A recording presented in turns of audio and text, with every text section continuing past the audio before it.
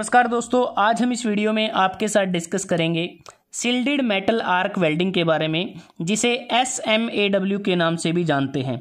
यह एक ऐसी वेल्डिंग प्रोसेस है जो इलेक्ट्रिक आर्क वेल्डिंग का एक टाइप है और नॉन प्रेशर वेल्डिंग है, जिसमें हम एडिशनल फिलर मेटल का भी प्रयोग करते हैं। और एक ऐसी आर्क वेल्डिंग प्रोसेस जिसके बारे में एक साधारण व्यक्ति, एक लेमैन पर्सन अच्छी तरह से वाकिफ है, इसलिए इस वेल्डिंग को रोड साइड वेल्डिंग प्रोसेस के नाम से भी जाना जाता है। अगर हम बात करें शुरुआत में, जब 1880 के दशक में इस वेल्डिंग की इन्वेंशन हुई, तब बेयर इलेक्ट्रोड्स का प्रयोग किया जाता था। बेयर इलेक्ट्रोड मतलब कि उस पर फ्लक्स की कोटिंग नहीं होती थी, लेकिन धीरे धीरे डेवलपमेंट होने के बाद बेयर इलेक्ट्रोड को रिप्लेस करके कोटेड इलेक्ट्रोड का इस्तेमाल किया जाने लगा। कोटेड इलेक्ट्रोड मतलब कि बेयर इलेक्ट्रोड के ऊपर कवरिंग की जाती है और उस कवरिंग को फ्लक्स कहते हैं। तो तकरीबन 1907 में कोटेड इलेक्ट्रोड का इस्तेमाल किया जाने लगा। तो अब बात करते हैं कि शिल्डेड मेटल आर्क वेल्डिंग को और किस किस नाम से जाना जाता है। इस वेल्डिंग के दूसरे नाम हैं stick electrode welding, coated electrode welding, manual metal arc welding. और इस वेल्डिंग को करने के लिए हमें किस किस इक्विपमेंट की ज़रूरत होती है। सबसे पहले अगर हम बात करें, पावर सोर्स की हमें ज़रूरत होती है, और इसमें पावर सोर्स हम AC और DC दोनों का इस्तेमाल कर सकते हैं। मतलब कि अल्टरनेटिंग करंट और डायरेक्ट करंट पावर सप्लाई का इस्तेमाल किया जाता है। उसके बाद इसमें DC welding power source, welding transformer, rectified DC welding power source. मतलब कि अगर हम DC वेल्डिंग पावर सोर्स का इस्तेमाल करते हैं, यह एक वर्साटाइल पावर सोर्स है जिसमें हम वैरायटी ऑफ मेटल्स को उनकी डिज़ायर्ड थिकनेस के अनुसार वेल्ड कर सकते हैं। क्योंकि जो DC वेल्डिंग पावर सोर्स है, यह एक पोर्टेबल ऑपरेशन को प्रोवाइड करता है, और इसमें हम जो कोटेड इलेक्ट्रोड होती हैं उसकी लार्ज वैरायटी को एफिशिएंटली यूज़ कर सकते हैं। अगर वेल्डिंग ट्रांसफॉर्मर की बात करें, इसकी जो इनिशियल कॉस्ट है वो कम होती है, और इसकी ऑपरेशनल और मेंटेनेंस कॉस्ट भी कम होती है, और इसमें कोई भी मूविंग पार्ट नहीं होता, जिसके कारण काफ़ी क्वाइट ऑपरेशन ये हमें प्रदान करता है। Rectified DC welding power source की अगर हम बात करें, बिल्कुल डिज़ाइन में सिंपल होता है, और rectified DC welding power source में DC वेल्डिंग पावर सोर्स और वेल्डिंग ट्रांसफॉर्मर, इन दोनों का कंबाइन एडवांटेज होता है। उसके बाद होता है कनेक्टिंग केबल्स, या जिसको हम लीड्स बोलते हैं। अगर आप देखें यहाँ पर, ये जो लीड्स हम यूज़ करते हैं, क्योंकि जो लीड होती हैं ये पावर सोर्स के साथ जुड़ी होती हैं, और एक लीड हमारी इलेक्ट्रोड होल्डर के साथ कनेक्टेड होती है, और जो दूसरी लीड होती है वो हमारी जो अर्थ या फिर ग्राउंड क्लैंप के साथ, हमारा जो टेबल या वर्कपीस के साथ जुड़ी होती है। क्योंकि जो वर्किंग केबल हम यूज़ करते हैं वो बेसिकली दो टर्मिनल होते हैं, पॉजिटिव टर्मिनल होता है और एक होता है नेगेटिव टर्मिनल। तो उसके साथ ये जुड़े होते हैं, क्योंकि पॉजिटिव टर्मिनल को हम एनोड कहते हैं, और नेगेटिव टर्मिनल को, जो पावर सोर्स होता है, उसके नेगेटिव टर्मिनल को कैथोड कहते हैं। अब बात करते हैं, नेक्स्ट है केबल कनेक्टर्स। जो केबल कनेक्टर्स अगर आप देखें यहाँ पर लगे होते हैं, इनका इस्तेमाल हम तब करते हैं जब हमें ज़्यादा लंबाई की वेल्डिंग केबल की ज़रूरत होती है, क्योंकि इसकी मदद से हम केबल को जोड़ सकते हैं। और जो कनेक्टिंग जो केबल होती हैं, जो हमने अभी बात की थी, वो बेसिकली करंट को कैरी करती हैं वेल्डिंग सर्किट को कंप्लीट करने के लिए, और वो कॉपर या फिर एल्युमिनियम वायर की बनी होती हैं। और जो वेल्डिंग केबल होती हैं, इनका जो वायर का डायमीटर होता है तकरीबन 0.2 mm होता है, और उसमें जो नंबर ऑफ वायर होती हैं वो 800 से 2050, मतलब कि 2500 तक हो सकती हैं। वो डिपेंड करेंगी कि हमारी करंट कैरिंग कैपेसिटी कितनी है। और जो एल्युमिनियम की वायर अगर हम यूज़ करते हैं, वो कॉपर केबल्स के मुकाबले लाइट होती हैं, और एल्युमिनियम जो वायर होती हैं उनका जो वेट होता है कॉपर केबल्स के मुकाबले 1/3 होता है। लेकिन एल्युमिनियम वायर की जो करंट कैरिंग कैपेसिटी है वो कॉपर केबल्स के मुकाबले, अगर हम बात करें, 60% होती है, मतलब कि उससे कम होती है।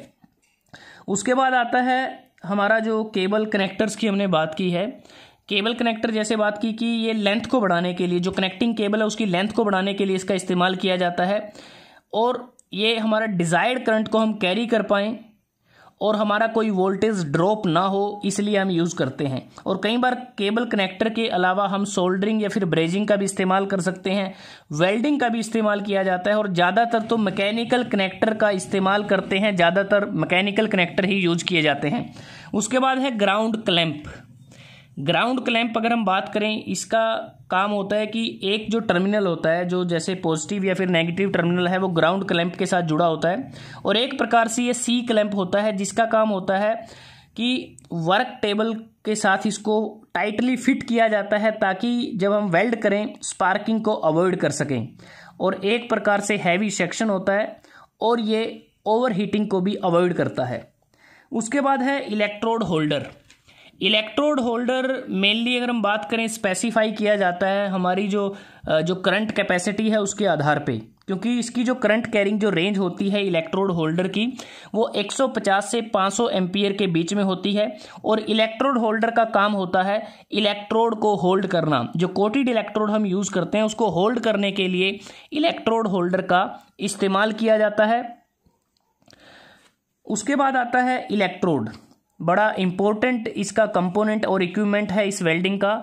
कोटेड इलेक्ट्रोड हम यूज़ करते हैं जिसका डायमीटर 2.5 से 6.35 mm के बीच में हो सकता है, और कोटेड जो इलेक्ट्रोड यूज करते हैं उसकी लंबाई 300 mm से 450 mm के बीच में हो सकती है। और इम्पोर्टेंट बात यह है कि जब भी हम मेटल्स को वेल्ड करते हैं तो उसी मटेरियल से बने कोटेड इलेक्ट्रोड का यूज किया जाता है।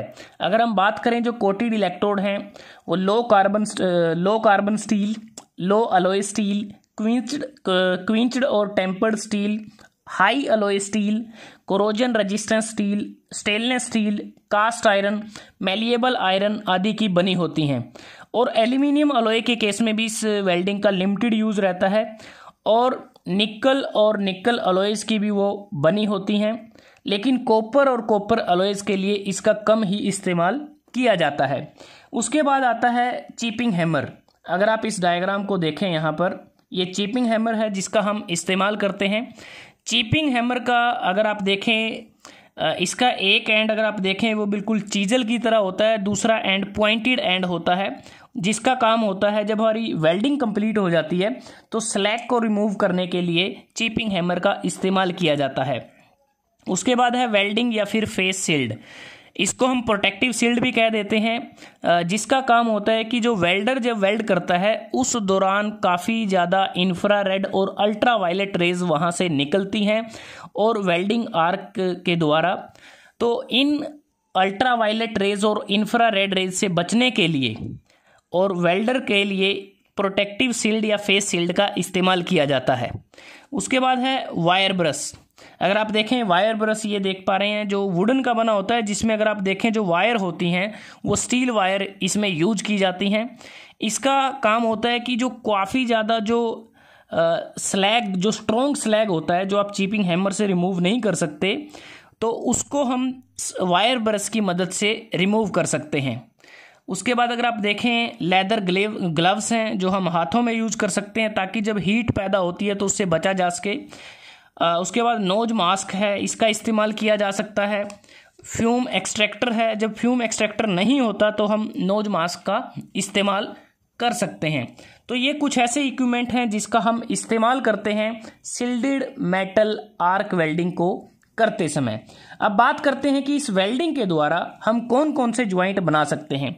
But joint, lap joint, fillet और T joint, corner joint, edge joint, plug joint, strapped joint, slotted lap joint. लेकिन ज़्यादातर जो मोस्टली ज्वाइंट बनाए जाते हैं उसमें butt joint, lap joint, fillet और टी ज्वाइंट हैं।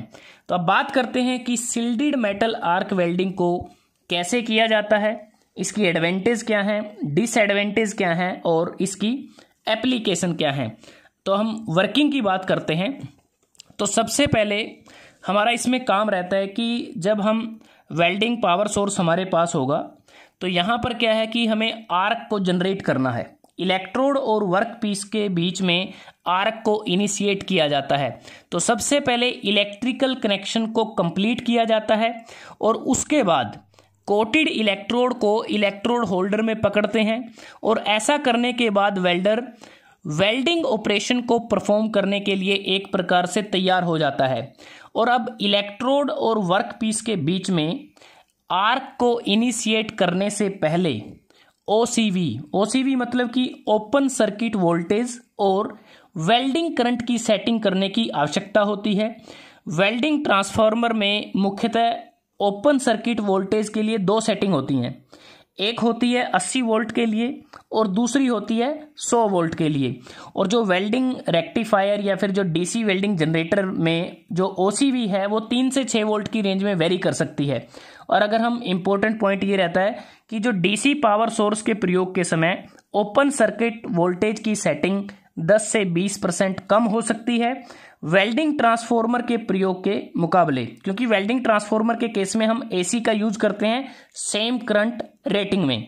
दूसरी बात की जो ओपन सर्किट वोल्टेज कितनी सिलेक्ट करनी है यह निर्भर करता है वेल्डिंग करने के लिए किस टाइप की इलेक्ट्रोड कोटिंग का प्रयोग किया गया है उस पर। करंट सेटिंग कितनी रखनी है यह इलेक्ट्रोड की कोर वायर के डायामीटर पर डिपेंड करता है। तो जैसे हम बार बार बात कर रहे हैं कि कोटेड इलेक्ट्रोड यूज करते हैं, जो कवरिंग है उसको फ्लक्स कहा जाता है। तो बेसिकली हम फ्लक्स क्यों यूज करते हैं इलेक्ट्रोड वायर पर? मेनली जो फ्लक्स का काम होता है कि जब हम वेल्ड करते हैं तो वेल्ड करते समय हमारा जो वेल्ड पूल होता है मोल्टन मेटल होता है तो वो डायरेक्टली एटमॉस्फेयर की गैसेस के साथ संपर्क में ना आए। तो उससे क्या है कि अगर वो उसके संपर्क में आ जाएगा तो हमारा जो वेल्ड पूल है उसमें इम्प्योरिटीज आ जाएंगी और वेल्ड हमें अच्छी क्वालिटी का नहीं मिलेगा। तो इस बात का हमें ध्यान रखना होता है। उसके बाद अगर हम बात करें, जब हमने ओसीवी और करंट की सेटिंग कर ली है, इसके बाद एक बात हमेशा इसमें याद रखनी है कि आर्क को इनिशिएट करने से पहले आंखों की सुरक्षा के लिए वेल्डर एक हाथ में प्रोटेक्टिव शील्ड का प्रयोग करना ना भूले। तो अब सबसे पहला जो स्टेप रहेगा आर्क को इनिशिएट करना, मतलब कि स्ट्राइकिंग द आर्क। अब आर्क को इनिशिएट करते समय जहां पर हमें वेल्डिंग शुरू करनी है वर्क पीस के ऊपर, तो उस पॉइंट के अराउंड स्मॉल स्पेस को आयोनाइज करने की आवश्यकता होती है, विशेषकर तब जब वर्क पीस और इलेक्ट्रोड दोनों कोल्ड होते हैं, ठंडे होते हैं। तो शिल्डेड मेटल आर्क वेल्डिंग में आर्क को स्ट्राइक करने के लिए दो मेथड्स का प्रयोग किया जाता है और वो दो मेथड होते हैं टच एंड ड्रा मेथड और दूसरा होता है ड्रैग मेथड। अब इन दोनों मेथड्स का इस्तेमाल किया जाता है आर्क को स्ट्राइक करने के लिए। जो टच एंड ड्रॉ मेथड होता है, इस मेथड में इलेक्ट्रोड को वर्क पीस के ऊपर डिजायर्ड स्पॉट पर टच किया जाता है और टच करते ही बड़ी तेजी से वापस हम इलेक्ट्रोड को उठा लेते हैं। तकरीबन 3 से 4 mm का गैप मेंटेन करते हैं इलेक्ट्रोड और वर्क पीस के बीच में। और थोड़ी सी अगर देरी हुई तो शॉर्ट सर्किट के समय इलेक्ट्रोड हमारी फ्यूज हो जाएगी, इलेक्ट्रोड बुझ जाएगी और वर्क पीस और इलेक्ट्रोड के बीच आर्क स्ट्राइक करना संभव नहीं होगा। और यह दिक्कत अक्सर जो नए ट्रेनी होते हैं, जो नए वेल्डर होते हैं, उनके साथ आती है। इसलिए एक सेटिस्फैक्ट्री आर्क को इनिशिएट करने के लिए इस प्रोसीजर को 2, 3 या इससे ज़्यादा बार भी दोहराया जा सकता है। और जो दूसरा मेथड है जिसे हम ड्रैग मेथड कहते हैं, इस मेथड में आर्क को इनिशिएट करने के लिए इलेक्ट्रोड को वर्क पीस के अगेंस्ट रिक्वायर्ड स्पॉट पर, अगर हम बात करें, रब किया जाता है, जिससे स्पॉट के अराउंड स्मॉल वॉल्यूम की स्पेस को आयोनाइज करने में मदद मिलती है। और ऐसा करने से कुछ मेटल वेपर्स भी रिलीज होते हैं और इसमें 2 या 3 अटेम्प्ट में आर्क अच्छी तरह से इनिशिएट हो जाती है। लेकिन ड्रैग मेथड से आर्क इनिशिएशन वाला स्पॉट गड़बड़ा जाता है और नए ट्रेनी आर्क इनिशिएट करने के लिए इसी मेथड को अपनाते हैं, क्योंकि यह एक आसान तरीका है। जबकि टच एंड ड्रा मेथड से हमें क्लीन वेल्ड मिलता है और इस मेथड को अनुभवी जो वेल्डर हैं, जो एक्सपीरियंस्ड पर्सन हैं, वही इसको अडॉप्ट करते हैं। और एक बात और, जब हम पावर सोर्स यूज करते हैं ये बेसिकली कांस्टेंट करंट टाइप का होता है, क्योंकि शिल्डेड मेटल आर्क वेल्डिंग में वेल्डिंग करते समय ऑपरेटर को जब वेल्ड करता है तो उस दौरान क्या होगा कि थोड़ी बहुत जो उसका हाथ होता है वो डगमगा जाता है, उसमें मूवमेंट आ जाती है। तो वेल्डिंग करते समय हल्की सी मूवमेंट आ जाने से भी आर्क लेंथ में बदलाव आ जाता है, जिसके परिणाम स्वरूप इलेक्ट्रोड के मेल्टिंग रेट पर असर पड़ता है और वेल्ड बीड की कंसिस्टेंसी भी अफेक्ट होती है। इसलिए constant current type welding power source ही उपयुक्त रहता है, जिससे इलेक्ट्रोड के मेल्टिंग रेट की फ्लक्चुएशन की प्रॉब्लम को दूर करने में मदद मिलती है। और एक बार इलेक्ट्रोड और वर्कपीस के बीच में स्टेबल आर्क एस्टेब्लिश होने के बाद यह स्टेडी रहती है जब तक इलेक्ट्रोड कंज्यूम ना हो जाए या फिर वर्कपीस की वेल्डिंग पूर्णतः कंप्लीट ना हो जाए। और इसके अलावा जब आर्क बुझ जाती है, कुछ अन्य कारण हो सकते हैं, जैसे इंटरप्शन हो सकता है मेन सप्लाई में, या फिर लार्ज गैप आ सकता है जिसके कारण हमारा ज़्यादा पोटेंशियल डिफरेंस होगा, या जब एयर गैप इलेक्ट्रोड और वर्क के पीस के बीच में ज़्यादा हो जाए तो उस केस में भी ऐसी स्थिति होगी कि हमारी जो आर्क इनिशिएट हुई थी वो बुझ सकती है। तो ऐसी स्थिति में आर्क को फिर से रीस्ट्राइक करना पड़ता है, या तो उसी पॉइंट पे करेंगे जहां पर इंटरप्शन हुआ था, या फिर किसी नए पॉइंट पे हम उसको फिर से रीस्ट्राइक कर सकते हैं। और उस दौरान जब हम रीस्ट्राइक करेंगे हमारे पास क्या होगा, सेमी कंज्यूम्ड हॉट इलेक्ट्रोड होगी। तो मतलब कि सेमी कंज्यूम्ड हॉट इलेक्ट्रोड के द्वारा गर्म वर्कपीस पे फिर से आर्क को रीस्ट्राइक करना आसान रहता है, क्योंकि इलेक्ट्रॉन का जो एमिशन होता है इलेक्ट्रोड या वर्कपीस के हाई टेम्परेचर के द्वारा वो फैसिलिटेट किया जाता है। और आर्क की रीस्ट्राइकिंग वेल्ड बीड से दूर और आर्क क्रेटर से तकरीबन 15 से 25 mm के बीच की दूरी पर वो की जाती है। अगर आप इस डायग्राम को देखें यहाँ से आपको टोटली क्लियर हो जाएगा कि यहाँ पर ये जो मोल्टन मेटल है और ये आर्क मेंटेन हुई है, तो यहाँ पर जो आर्क क्रेटर है इससे तकरीबन थोड़ा सा डिस्टेंस आगे हम ऐसा फिर से रीस्ट्राइक करते हैं आर्क को। एक बार स्टेबल आर्क जब एस्टेब्लिश हो जाएगी रीस्ट्राइक करने के बाद, तो आर्क को वेल्ड क्रेटर की तरफ मूव किया जाएगा, जहां पर क्रेटर को फील करने के बाद आर्क को मोमेंट बिल्कुल एक तरह से पूरी तरह से हम इलेक्ट्रोड को हिला हिलाकर वहां पर हेल्ड करते हैं ताकि जो क्रेटर है उसको अच्छी तरह से फील किया जाए। आर्क क्रेटर बेसिकली क्या होता है कि मोल्टन मेटल का जो पूल है उसका जो डिप्रेशन होता है वो होता है, उसको अच्छी तरह से फील करना होता है। और क्रेटर को फील करने के बाद हम इंटेंडेड पाथ पर तेजी से वेल्ड करते हैं ताकि हमारा जो वेल्ड है पूरी तरह से कंप्लीट हो जाए।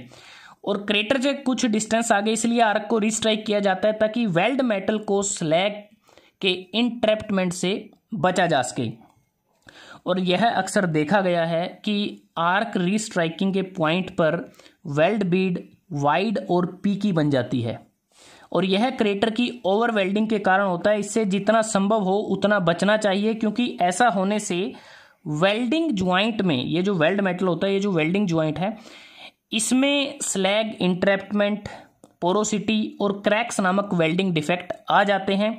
और इसके बाद हमें यह भी पता होना चाहिए कि बढ़िया वेल्ड प्राप्त करने के लिए पेरेंट मेटल या जो बेस मेटल है और जो मटेरियल हमारा डिपॉजिट होगा इलेक्ट्रोड से, उनके बीच में प्रॉपर फ्यूजन होना अति आवश्यक है। इसलिए बेस मेटल या पेरेंट मेटल का जो सरफेस है वो उसको थोरोली मेल्टेड होना जरूरी है ताकि सफिशिएंट डेप्थ का आर्क क्रेटर बन सके, अदरवाइज सैलो क्रेटर बनेगा। और सैलो क्रेटर के केस में इलेक्ट्रोड से मेटल ड्रॉपलेट पेरेंट मेटल में अच्छी तरह से फ्यूज नहीं होंगी, और ये मेटल की जो ड्रॉपलेट हैं बिना फ्यूजन के वर्क पीस के सरफेस पर डिपॉजिट हो जाती हैं और कह सकते हैं सरफेस के ऊपर बैठ जाती हैं। इसलिए गुड वेल्ड को प्राप्त करने के लिए जो डेप्थ ऑफ पेनिट्रेशन है वो 1.5 से 2.0 mm से कम नहीं होनी चाहिए। तो इसलिए हमारी जो डेप्थ ऑफ पेनिट्रेशन होती है वो दो चीज़ों पे डिपेंड करती है, जो हीट इनपुट होगा वर्कपीस में पर यूनिट टाइम, और हमारे वेल्डिंग करंट पर वो डिपेंड करेंगी। वेल्डिंग करंट अगर थिन कोटेड इलेक्ट्रोड है तो उस केस में कम रखते हैं, अगर हैवी कोटेड इलेक्ट्रोड है तो उस केस में वेल्डिंग करंट को ज़्यादा रखा जाता है। उसके बाद जैसे अगर हम बात करें यहाँ पर जो आर्क हमारी इनिशिएट हुई थी, तो यहाँ पर जो टेम्परेचर है वो 6000 डिग्री से 7000 डिग्री सेल्सियस के बीच में रहता है, और जो इलेक्ट्रोड की जो कोर वायर है और जो कोटिंग होती है वो दोनों मेल्ट करती हैं। और जो कोटिंग मेल्ट करती है, जैसे हमने बात की कि वो एक प्रकार से फ्लक्स होता है। जब वो फ्लक्स मेल्ट करता है, बेसिकली वो एक प्रकार से प्रिवेंट करता है कि जो एटमॉस्फेरिक जो गैसेस होती हैं वो हमारे मोल्टन पूल के साथ ना आ जाएं। दूसरा, जब हमारा ये मोल्टन पूल ठंडा हो जाता है तो ये जो फ्लक्स की कवरिंग है वो स्लैग में बदल जाती है। और स्लैग फिर से हमारा जो स्लैग का काम ये रहता है कि वेल्ड मेटल हमारा अच्छी तरह से वो उसका सॉलिडिफिकेशन हो जाए, इसमें भी वो मदद करता है। साथ में ये जो फ्लक्स होता है जिसकी हम कवरिंग करते हैं, ये हमारी प्रोसेस एफिशिएंसी को भी इम्प्रूव करता है, क्योंकि इसके इस्तेमाल से हमारा जो स्पैटर है वो बहुत कम बनते हैं, बर्निंग लॉसेस भी हमारे कम होते हैं। और बाद में स्लैग को हम चीपिंग हैमर की मदद से इसको रिमूव कर सकते हैं। उसके बाद अगर हम बात करें, जब हमें मल्टी रन वेल्ड करना होता है तो उस केस में हमारा जो फर्स्ट रन होगा, जब पहला वेल्ड पास हम करेंगे तो उसमें हम जो इलेक्ट्रोड यूज़ करते हैं वो 2 से 3.15 mm डायामीटर की यूज़ करते हैं। और जब हम ओवरहेड या फिर वर्टिकल वेल्डिंग करते हैं उस केस में हमारा जो इलेक्ट्रोड है उसका मैक्सिमम डायामीटर 4 mm तक हो सकता है। लेकिन डाउन हैंड वेल्डिंग पोजीशन में हम काफ़ी तेज़ी से हमारी वेल्ड हो, इसके लिए हम जो इलेक्ट्रोड यूज़ करते हैं वो 5 mm डायामीटर की हो सकती है। और जब हमें हाई प्रोडक्शन रेट हमें बनाना है, ज़्यादा वेल्डिंग करनी है, प्रोडक्शन ज़्यादा दिखानी है, तो उस केस में हमारा जो इलेक्ट्रोड का डायमीटर है वो 6.3 mm तक हो सकता है। अगर हम 6.3 mm का इलेक्ट्रोड ना यूज़ करें डायमीटर का, तो उस केस में हमारा जो वेल्ड पूल है वो ज़्यादा बड़ा बनेगा, पूरी तरह से मैनेज नहीं होगा, और जो वेल्ड होगा वो पुअर क्वालिटी का होगा। और सिल्डेड मेटल आर्क वेल्डिंग से हम सभी पोजीशन में वेल्ड कर सकते हैं। डाउन हेड जिसे हम फ्लैट वेल्डिंग कहते हैं वो कर सकते हैं, हॉरिजॉन्टल वेल्डिंग कर सकते हैं, वर्टिकल वेल्डिंग कर सकते हैं, ओवरहेड वेल्डिंग कर सकते हैं। और इसमें जो वेल्ड बीड हमारा बनता है वो इलेक्ट्रोड के डायमीटर का तकरीबन 1.5 से 2.5 गुना बड़ा होता है, मतलब कि 1.5 to 2.5 times the diameter of electrode. तो ये इस प्रकार से सिल्डेड मेटल आर्क वेल्डिंग होती है। अगर हम बात करें एडवांटेज की, एक सिंपलेस्ट फॉर्म होती है सभी आर्क वेल्डिंग प्रोसेसेस में। इसके इक्विपमेंट की कॉस्ट कम रहती है, एक पोर्टेबिलिटी है, मतलब कि इसको एक जगह से दूसरी जगह ले जाना आसान है, सभी वेल्डिंग पोजीशन के लिए उपयुक्त रहती है, अडेप्टेबल है कन्फाइंड स्पेसिस में, रिमोट लोकेशन में, क्योंकि इसको आसानी से लेके जा सकते हैं। बिग रेंज ऑफ मेटल और अलॉयज को वेल्ड करना इसमें संभव होता है। अगर हम डिसएडवांटेज की बात करते हैं, GMAW gas metal arc welding और सबमर्ज्ड आर्क वेल्डिंग के कंपैरिजन में इसकी जो स्पीड है वो कम है, स्लो वेल्डिंग है उनके मुकाबले। अक्सर क्लीनिंग प्रॉब्लम रहती है क्योंकि स्लैग बनता है जिसको इलेक्ट्रोड कवरिंग के कारण, और उसे हमें रिमूव करना पड़ता है। हाई मेटल वेस्टेज होती है, करंट लिमिट्स लोअर होती हैं कॉन्टीन्यूस या फिर ऑटोमेटिक जो प्रोसेसेस होती हैं उनके मुकाबले। इस प्रोसेस को मैकेनाइजेशन या ऑटोमेटेड करना डिफ़िकल्ट है, एक प्रकार से मैनुअल वेल्डिंग हम इसे कह सकते हैं, और इसमें मेटल ट्रांसफ़र भी हमारा क्लियर नहीं होता। उसके बाद आता है कि एप्लीकेशन इसका कहाँ पर यूज़ होता है। सबमर्ज्ड जो सिल्डेड मेटल आर्क वेल्डिंग है, इसको आज की डेट में अगर हम बात करें तो ज़्यादातर फैब्रिकेशन और मेंटेनेंस वर्क में इसका यूज किया जाता है। और इसकी जो एप्लीकेशन है शिप बिल्डिंग में, बिल्डिंग और ब्रिज कंस्ट्रक्शन में, ऑटोमोटिव और एयरक्राफ्ट इंडस्ट्री में, प्रेशर वेसल की वेल्डिंग के दौरान, कुछ स्ट्रक्चर की वेल्डिंग के दौरान इसे हम यूज कर सकते हैं। तो जो सिल्डेड मेटल आर्क वेल्डिंग है ये एक स्लोली प्रोसेस है जिसके कारण इसको आज की डेट में रिप्लेस कर दिया गया है। तो दोस्तों, अगर हमने इस वीडियो में आपके साथ डिस्कस किया सिल्डेड मेटल आर्क वेल्डिंग। अगर ये वीडियो आपको अच्छा लगा आप इसको लाइक कर सकते हैं, शेयर कर सकते हैं अपने दोस्तों के साथ, स्टूडेंट्स के साथ, और चैनल को सब्सक्राइब करना ना भूलें। जल्दी हाजिर होते हैं एक नए वीडियो के साथ, तब तक के लिए धन्यवाद। आपका दिन शुभ रहे।